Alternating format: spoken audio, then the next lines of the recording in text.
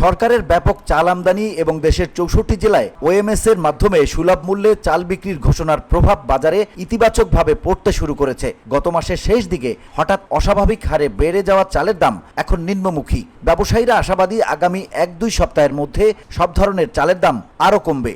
ইতিমধ্যে BR-28 পাইজাম সহ কিছু মোটা চালের দাম কেজি প্রতি ২-৩ টাকা কমেছে। তবে মিনিকেট, কাটারি, নাজির সহ সরু চালের দাম এখনো আগের মতোই বাড়তি। নম্বর তেল, ২ নম্বর হচ্ছে পেঁয়াজ এখন একটু বলতেছে যে দেশে নতুন আসছে দেখে একটু কম বলতেছে, ৫০ বলতেছে, বাট কিছুদিন পরেই আবার ১০০, আবার ১৫।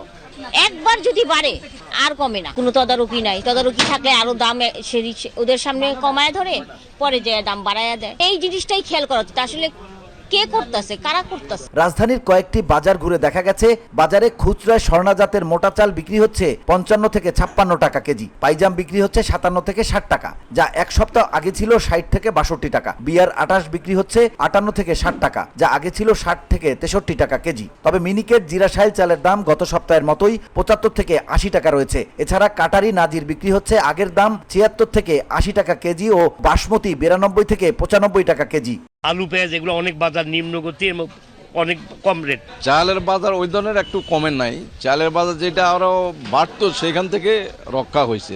ইন্ডিয়ান কিছু চাল ঢোকাচ্ছে, যেমন ইন্ডিয়ান পাইজাম, স্বর্ণা, মিনিকেট ঢোকার কারণে বাজারটা একটা স্থিতিশীলের ভিতরে আছে। ট্রেডিং কর্পোরেশন অব বাংলাদেশের তথ্য অনুযায়ী গত এক সপ্তাহে মোটা চালের দাম কেজি প্রতি ২ টাকা কমে ৫৪ থেকে ৫৬ টাকায় নেমেছে। মাঝারি মানের চালের দাম কমেছে ২ টাকা, তবে সরু চালের দাম ৭০ থেকে ৮৫ টাকায় স্থিতিশীল রয়েছে। তেল নিয়ে মনে করেন খুব একটা সংকটে আছি। তেল যার কাছে চাইলে তেল ছাড়া তেল নাই, তেল মানে চাওয়া মাত্র পাইতেছি না। আপনার আজকে অর্ডার দিলে মনে করেন ২ দিন পর দিতেছি, এরকম বলতেছে যে তেল নাই।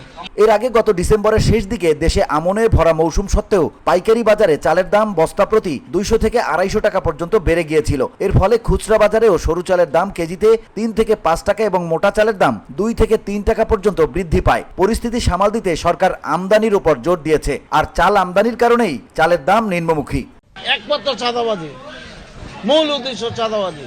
যে পর্যন্ত চাঁদাবাজি বন্ধ না হবে এই পর্যন্ত আমাদের মতন পাবলিকের শান্তি নাই।